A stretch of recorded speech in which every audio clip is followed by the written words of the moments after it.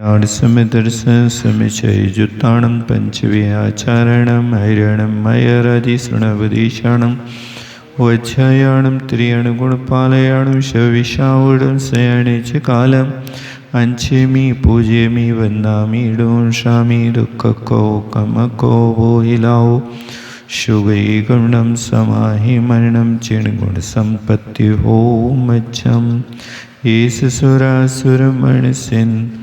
दवन्ददं दोदघायि कममलं पडमामि वर्धमानं तित्थं धम्मशकतारम्।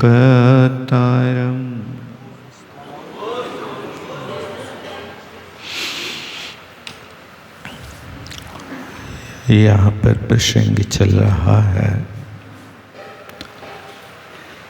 धर्म से परिणत आत्मा धर्मात्मा होती है और वो धर्म सम्यक्त्वाचरण रूप और देश संयम रूप श्रावकों का धर्म होता है। सम्यक्त्वाचरण समीचीन आचरण जिसको कहते हैं,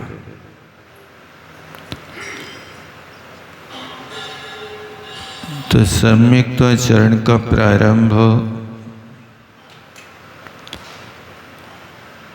उपगुहन अंग से हुआ करता है।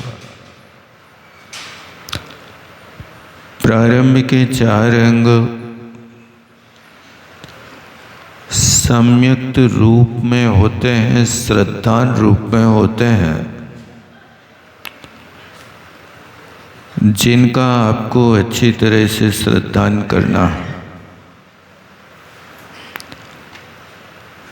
उपगुहन अंग में आचरण प्रारंभ होता है।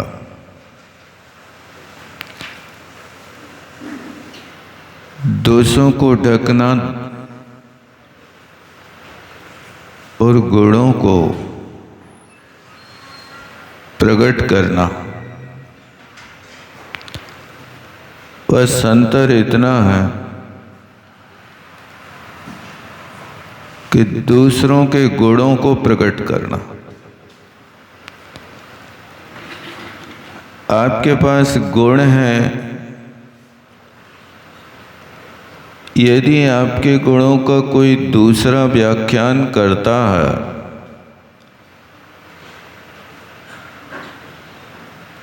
तो ये यशा कीर्ति नाम कर्म का उदय होता है। और आप अपने गुणों का यदि स्वयं व्याख्यान करते हैं तो ये उपगुहन अंग का दोष माना जाता है। दूसरों के दोषों को बुद्धिपूर्वक ढकना। जैसे आप अपने घर में आचरण करते हैं, आपका बेटा खुरापाती है, बहुत उपद्रवी है, और किसी के बच्चे को मार के आ गया, किसी का नुकसान करके आ गया, अब वो व्यक्ति यदि उलाहना देने आता है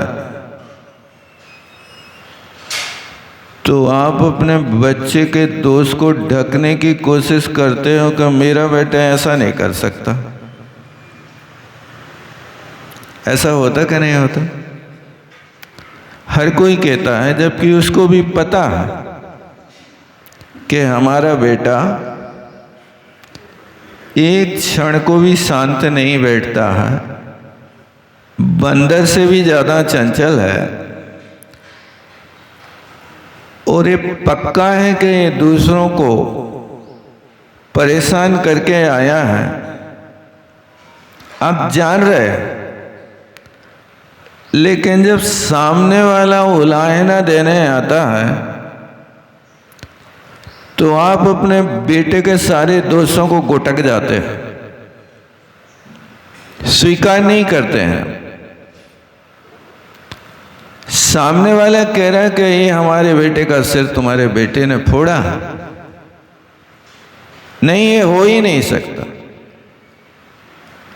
तो जैसे आप लोक व्यवहार में अपने शैतान संतान की पूरी शक्ति के साथ उसके दोषों को छिपा लेते हो, इसी तरह सम्यक दृष्टि दूसरों के दोषों को शक्ति पूर्वक छिपाता नहीं, कहना नहीं। और आपने देख भी लिया कि व्यक्ति सदोषी है, तो फिर आप अपनी जुबान को बंद रखना। दोष बाधे थे मौनम, दोष कहने में मौन धारण करना। क्या होगा? ये तुम्हारा सम्यक्ता चरण हो जाएगा। सम्यक्ता चरण में प्रथम आचरण उपगु अनंग का पालन होगा। इस तरह से दोष दृष्टि दोषर होते हैं, तो आपको वैराग्य होना चाहिए कि हे भगवान, संसार का यही तो स्वरूप है। संसार उसी का नाम है जहां दोषों का भंडार होता है, निर्दोष तो परमात्मा होता है। 18 दोषों से रहित तो भगवान होते हैं। भगवान से नीचे रहने वाली जितनी आत्माएं हैं वे सब सदोषी हैं, दोष विद्यमान है। इसलिए तुम कौन कौन के दोष देखने जाओगे भाई साहब? यदि दोष देखना है तो अपने दोस्तों को देखने की कोशिश करो, क्योंकि दोषों का भंडार अपने अंदर भरा हुआ है। ये बहुत अच्छा जीवन होता है जहां कोई दोषों को देखने की बुद्धि नहीं होती है। अन्यथा तो आपके लिए यदि समय पर आपका बेटा आपका काम ना करे तो लोग उसकी भी धज्जियां उड़ा देते हैं। हर घर में बताने लगते हैं कि मेरा बेटा ऐसा दुराचारी है। कोशिश करें कि जैसे वृद्ध अवस्था में वो व्यक्ति अपना जीवन सुख से व्यतीत कर रहा था, जैसे मेरी जवानी व्यतीत हुई ऐसा बुढ़ापा भी व्यतीत हो रहा। बस इतना है कि अपना दायित्व तो मैंने पुत्रों को सौंप दिया, अपना भार दूसरों के सिर पे रख दिया। मैं बिल्कुल हल्का हूं। अब उनके बीच रहता हूं, वे जो कहते हैं वो कर देता हूं, क्योंकि व्यक्ति को अपनी शरीर की औकात देखना चाहिए। आप जब शक्ति संपन्न थे तब तो आप कुछ भी कर सकते थे, लेकिन अब शक्तिहीन है, पैर रखते कहीं है पड़ता कहीं है, सोचते कुछ है होता कुछ है। जहां स्मृतियां हमारी ऐसी पैनी थी कि सालों सालों पुरानी स्मृतियां हमारे हृदय पटल पर अंकित थी, आज तो यही स्थिति है कि हमने पानी पीकर के गिलास कहां रख दिया, ऊपर रखा के नीचे रखा के बाजू में रखा, ये भी होश नहीं रहता।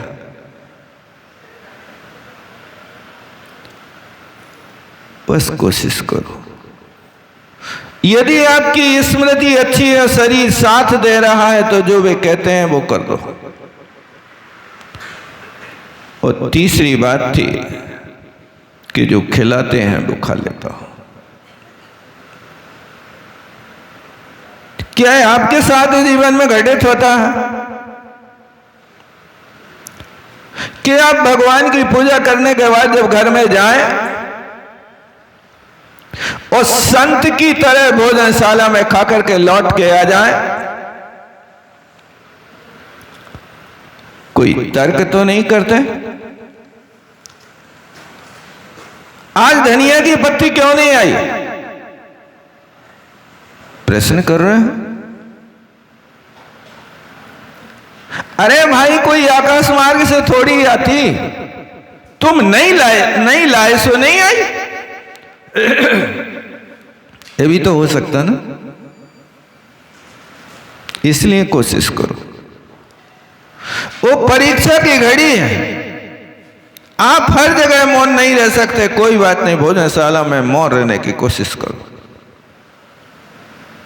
जो थाली में आएगा बस वही को स्वीकार करूंगा, इसके अलावा कोई दूसरी वस्तु स्वीकार नहीं करूंगा। यदि मेरे परिवार के मुझे प्रेम से और जबरदस्ती खिलाते हैं तो मैं कोशिश करूंगा उनको खुश रखने की,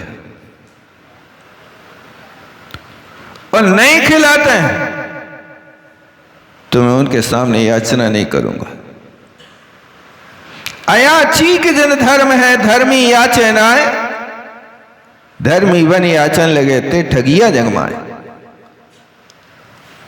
जैन शासन ये शिक्षा देता है कि हमारा धर्म याचना नहीं करता, अयाचीक जन धर्म है। कोशिश करो आप धर्मात्मा का परिचय दो। ये बातें वो वृद्ध अपने अनुभव की बातें कह रहा है। सामने वाले व्यक्ति ने प्रश्न किया था कि आपका बुढ़ापा भी क्या अच्छे से निकल रहा,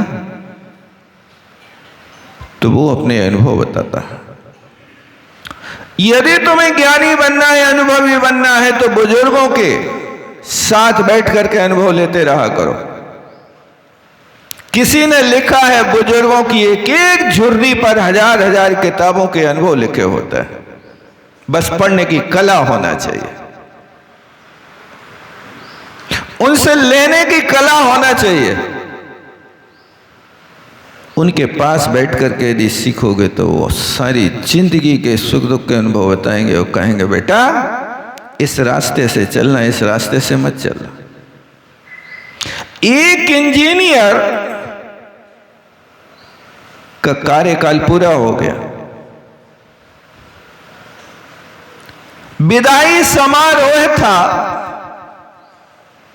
तो नए इंजीनियरों ने कहा आप बहुत बड़े अनुभवी पुरुष हैं, आपने ये सेवाएं यहां पर 35 साल दी हैं,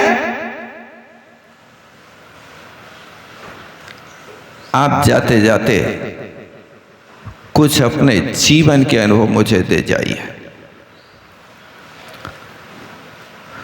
उस बुजुर्ग अनुभवी इंजीनियर ने कहा भैया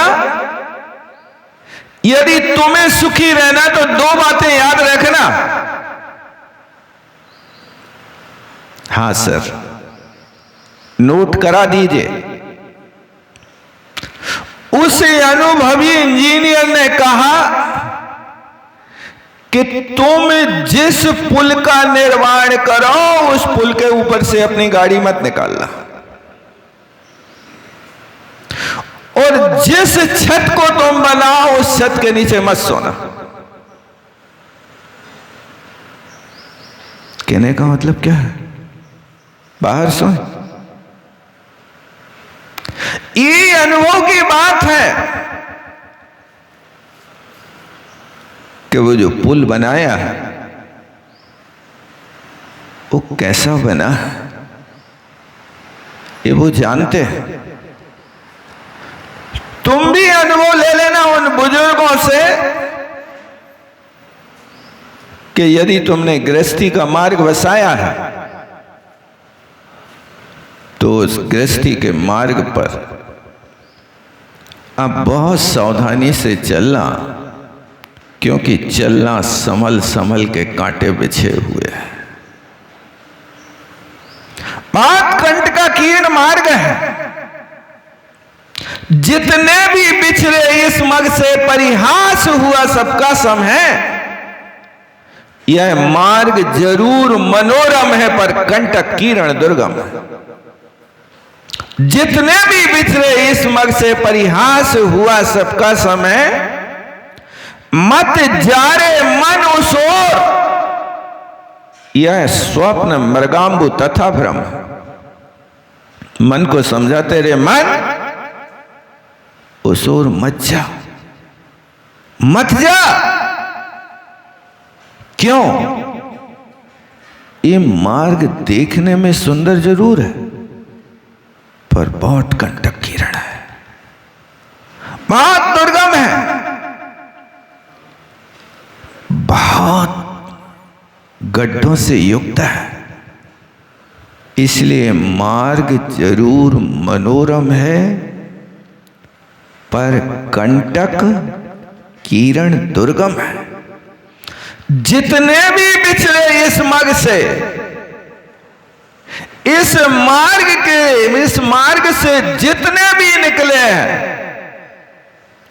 अंत में सबकी हंसी उड़ाई गई, परिहास हुआ सबका, सबका हास हुआ।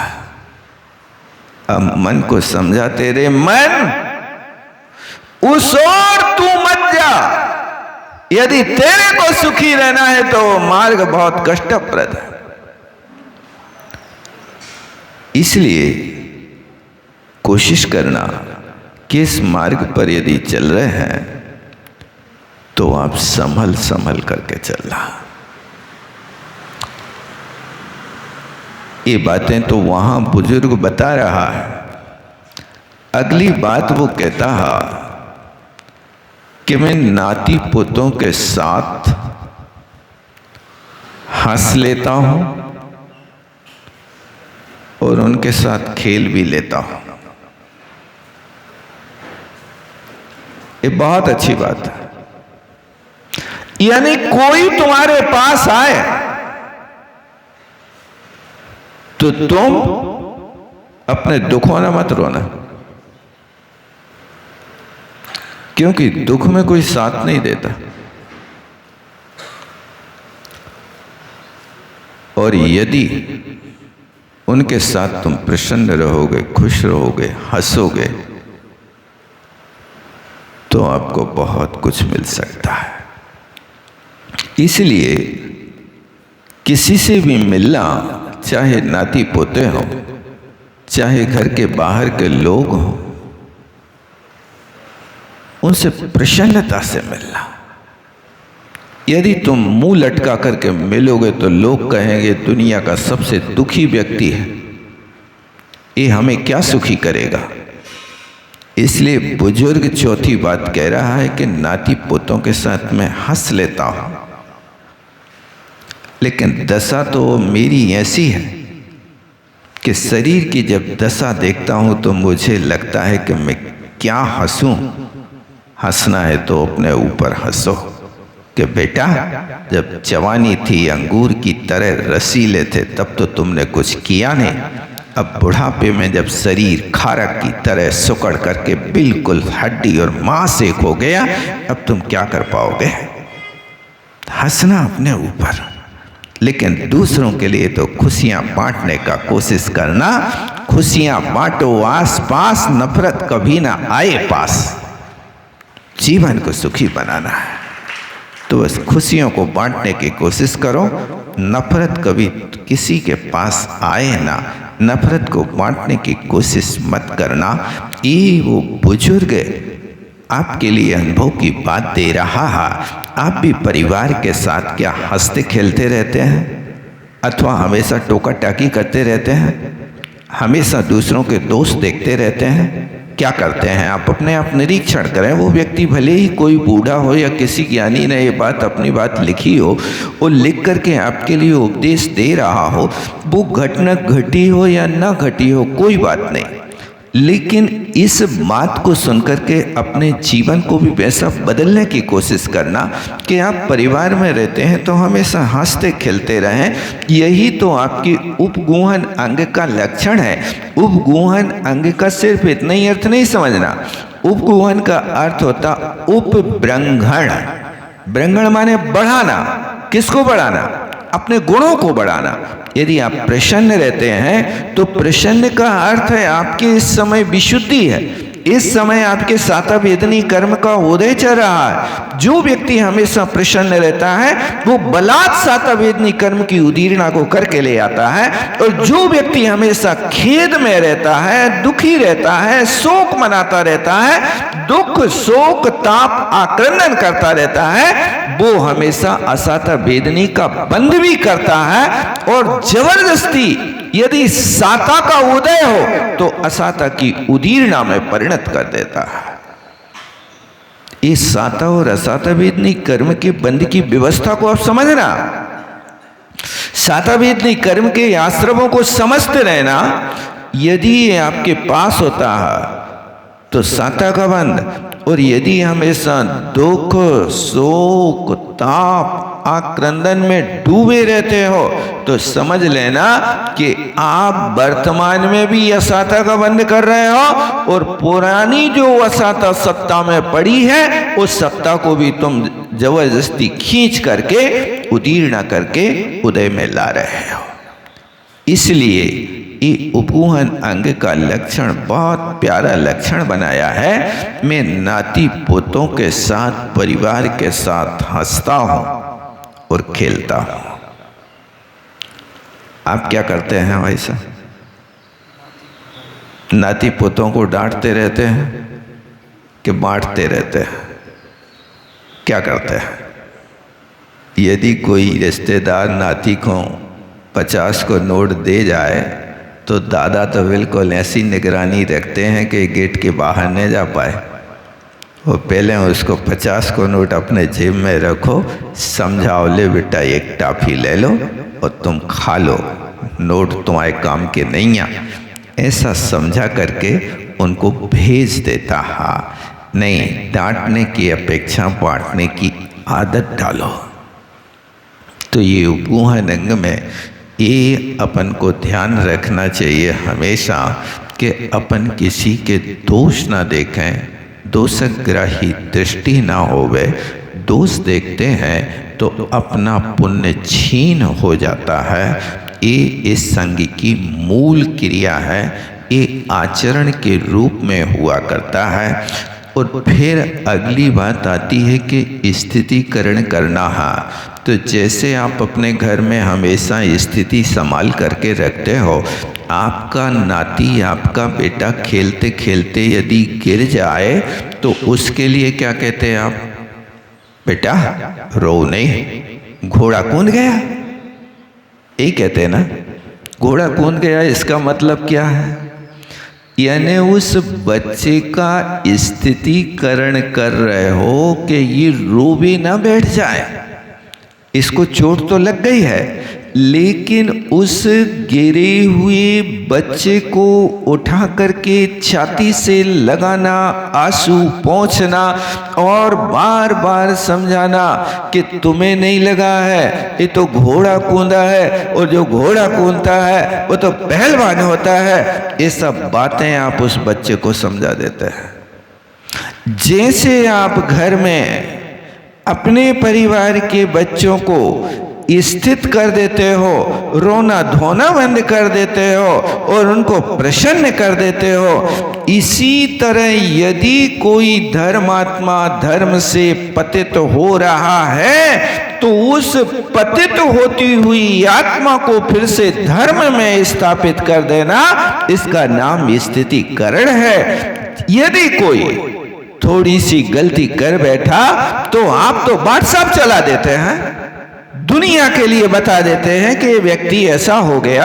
जिस व्यक्ति के विषय में आप यदि इस तरह की क्रिया करोगे, वो व्यक्ति धर्म से स्थित होगा कि धर्म से बाहर होगा? बताओ क्या होगा?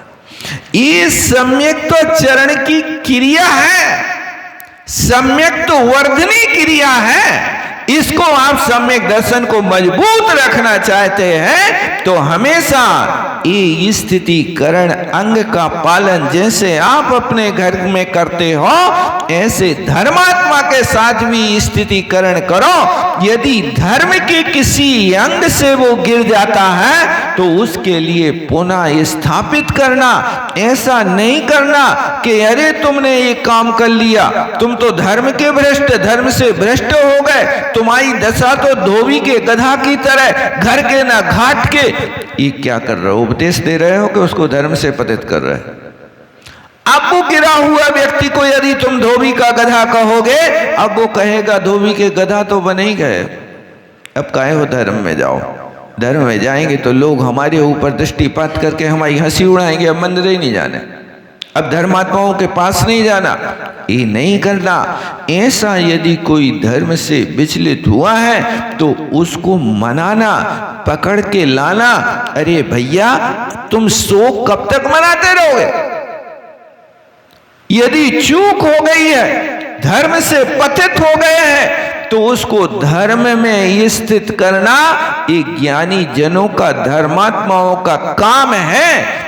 यदि मंदिर में आकर के कोई व्यक्ति थोड़ी सी नोक झोंक कर देवे और हमारा कोई मन मुटाव हो जावे तो हम हमेशा के लिए मंदिर को तिलांजलि दे देते हैं, अब मंदिर ही नहीं जाने।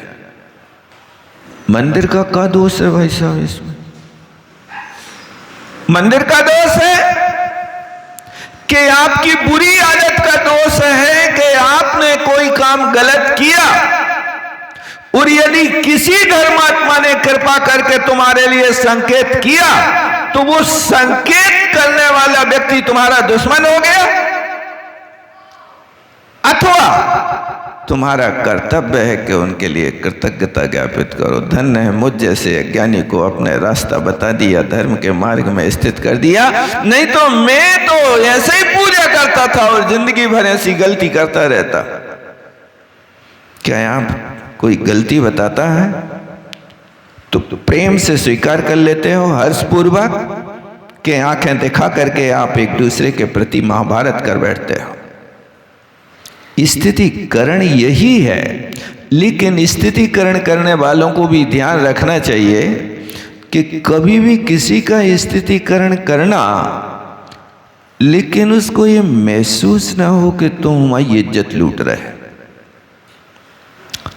यदि किसी के गुण बताना है तो माइक में से बताना, और यदि किसी के दोष बताना है तो उस दोषी के कान में से कहना, दूसरा व्यक्ति सुन ना पाए, लेकिन करुणा बुद्धि से कहोगे तो उसके हृदय में प्रवेश करेगा। और यदि नेतागिरी से कहोगे तो वो कहेगा तुम शेर तो हम सवा शेर। तुम एक गलती बताओगे तो वो 4 गलतियां उखाड़ करके रख देगा तुम्हारी। तुम कौन से दूध के धोए? धर्मात्मा को अपने स्वरूप को समझना चाहिए और द्रव्य क्षेत्र काल को देख करके उस समय समझाने की कोशिश करना चाहिए। ऐसा नहीं कि कोई यदि पतित हो रहा तो हम क्या करें, तुम मर रहे सो मरो, हम थोड़ी कछु कर सके। तुम्हारा सम्यक दर्शन ही नहीं रहेगा। अपने सम्यक दर्शन को सुरक्षित रखना है तो उन मुनि महाराज को याद करना कि बारी सेन महाराज ने पुष्प डाल की स्थितिकरण करने के लिए जब दोनों साधक भगवान महावीर स्वामी के समो शरण में विप्लाचल पर्वत पर चढ़ते जा रहे थे, लेकिन आगे गुरु पछाड़े चेला, चले गए गुरु, सटक गए चेला। गुरु तो आगे जा रहे थे, वो चेला पीछे के पीछे घर जाने लगा। कहा ही नहीं महाराज मैं जा रहा हूं घर, एक बार देख के आ जाऊं। 12 साल हो गए बेचारी का, क्या हो रहा होगा। बैरागी के सामने बेचारी कहां से आ गई? अरे जहां वैरागी है, उस वैराग्य के सामने तो हर व्यक्ति के प्रति करुणा संपन्न होता है। उन्हें रास्ता बदल दिया, और जैसे ही महाराज को बारीसेन को पता चला, आहट तो पीछे से आ ही नहीं रही। क्या कारण है? पीछे मुड़ करके देखा तो विप्लाचल का रास्ता छोड़ करके वे तो कहीं और जा रहे थे। बारीसेन महाराज ने सोचा, भगवान तो अभी मिल जाएंगे, लेकिन एक धर्मात्मा यदि ग्रस्त बन गया तो उसको धर्मात्मा बनाना बहुत मुश्किल होगा। और बारीसेन महाराज ने भगवान महावीर स्वामी के समूह शरण जाने का मोह छोड़ दिया और धर्मात्मा को स्थिरीकरण करने के लिए उसके पीछे चले गए। क्या कभी आपके सामने ऐसा करुणा का भाव आता है कि कोई धर्मात्मा यदि गिर गया तो उस गिरे हुए व्यक्ति के पास जाकर के, उसके घर जाकर के प्रेम पूर्वक संवेदना के साथ पूछे, भैया क्या हुआ, तुम्हारे यहां दर्शन नहीं हुए मंदिर में, क्या कारण है? आपके ऊपर कौन से संकट के बादल आ गए? हमें तो बताते, तुम्हारे संकट के बादलों को मैं अपने सिर पर रख लेता। चलो भगवान की पूजा करो। क्या आप इस सम्यक चरण का पालन अपने जीवन में कभी करते हैं कि नहीं करते हैं?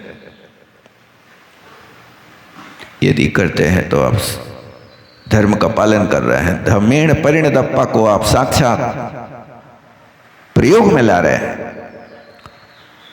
और यदि किसी धर्मात्मा के धर्म से पतित होने पर आपको हमें का लेना है, हमें का मतलब, हमें का मतलब है तो फिर सम्यक दर्शन भी तुमसे कहेगा हमें तुमसे का मतलब।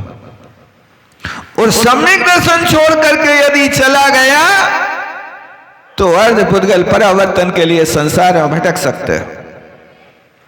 इसलिए उस सम्यक की रक्षा करने के लिए करना भी आवश्यक है। समय हो रहा है। बोलो आचार्य गुरु विद्यासागर जी महाराज की। जावाणी के ज्ञान से सूझे लोकालोक, सोवाणी मस्तक नमो सदा देत हो। हे जिनवाणी भारती तो जपो निरंतर, जो तेरो शरणा गए सो पावे सचे। देव भजो अरिहंत को, गुरु सेवा निर्ग्रंथ, दया धर्म पालो सदा यही मुझका पंथ।